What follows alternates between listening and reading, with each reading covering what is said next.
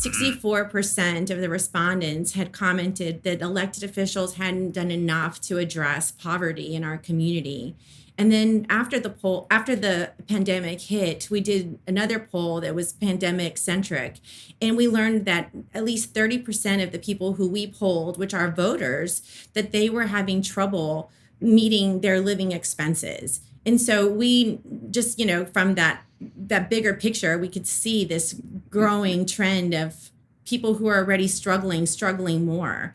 And in all three of our polls, the number of homelessness, the concern on homelessness has been the highest of all of the concerns from our community. What would you suggest, or what do you think our public officials need to be doing to address some of these systemic concerns?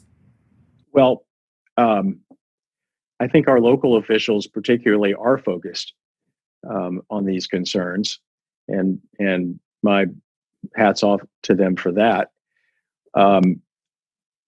Even before the pandemic, we had some really serious issues in our community that hold us back, hold our people back, hold our community back.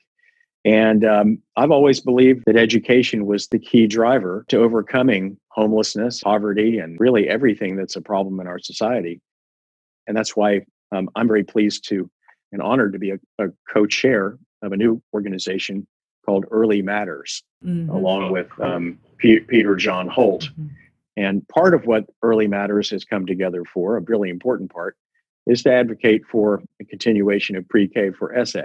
Perfect. And awesome. but even aside from that project, which is critically important in my view, to have a advocacy organization in San Antonio like they have in virtually every other major market in Texas, in Austin and Fort Worth and Dallas and Houston, they all have these advocates for high quality early education. And so I think this is going to be even beyond this election for the continuation of pre-K for SA. I think this is going to be important to keep a spotlight and to keep researching and looking for best practices and advocating for them in the early education arena. Yeah, totally agree.